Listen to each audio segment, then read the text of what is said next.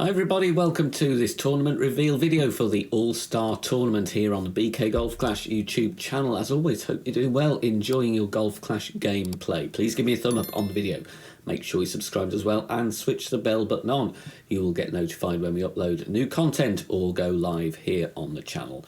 The start of season 58 is soon to be upon us, and that will herald, of course, a new tournament, the All-Star Tournament. As you can see from the backdrop behind me, it is going to be a little bit of a basketball theme. So plenty of slam dunks in basketball. Are there going to be any dunks on these holes? Most likely not. We're going to take a look at the overviews coming up. No modifier though. This is just a straight up full tournament. No changes to worry about whatsoever. Practice mode Thursday the 9th of Feb. Qualifying begins Monday the 13th of February. It's a mixture of Juniper Point and Santa Ventura, so two of the classic GC courses from back in the day merged together to give you a nice mix of 9 holes that we're going to be playing on.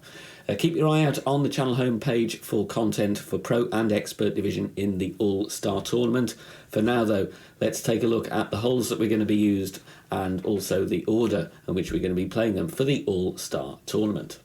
We begin with the par 4 from Juniper Point, and it's the hop, skip and a jump to the green for the eagle on the left-hand side if you've got a decent wind direction. If you haven't got a decent wind direction, though, you're going to be laying up on the right-hand side, long fairway, then going either backspin safely to the green or by playing the rough bump, which would give you the best eagle opportunity from distance.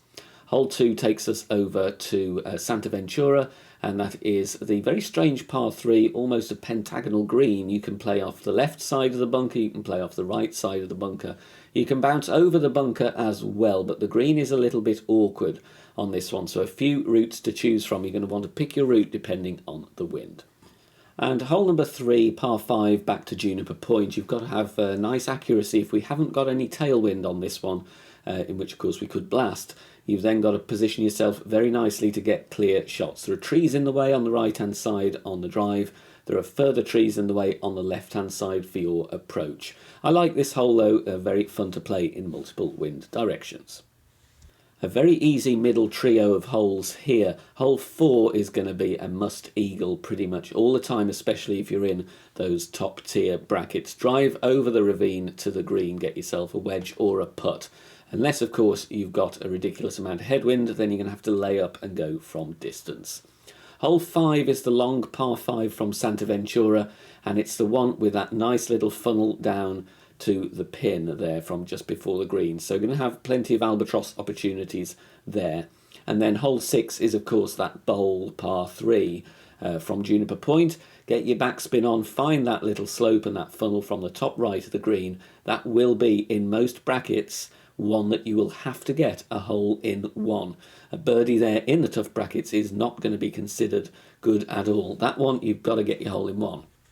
Talking of big funnels, there's one here on hole 7 from Santa Ventura. You can even make that one very easily out of the sand, and in some wind directions actually people will purposely play into the bunker there. If not, you're bouncing over the bunker with that small section of fairway just tucked away in between the trees on the left hand side.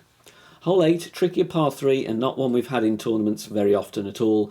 A couple of areas you can bounce there. You can bounce on the main fairway, but it is very bumpy, and you've got that small island of fairway nestled in the bunker there as well, but you're going to be adjusting down into the sand in certain wind angles. If not, of course, there is a rough bump at the top of the bunker on the right hand side of the fairway.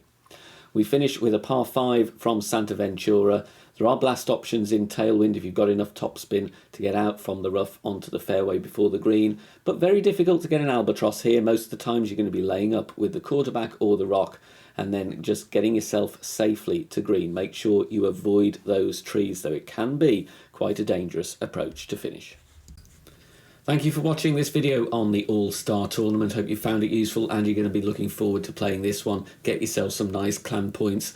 Lovely mix of holes here. I think the scores are going to be very, very impressive indeed, especially considering some of those par 4s and that par 3 that we have there. Guaranteed, pretty much got to be a must drop on some of these. So going to be some very good scores to compete to do well in those brackets. Let me know what you think of the hole selections and what divisions you're going to be playing. Good luck everybody in season 58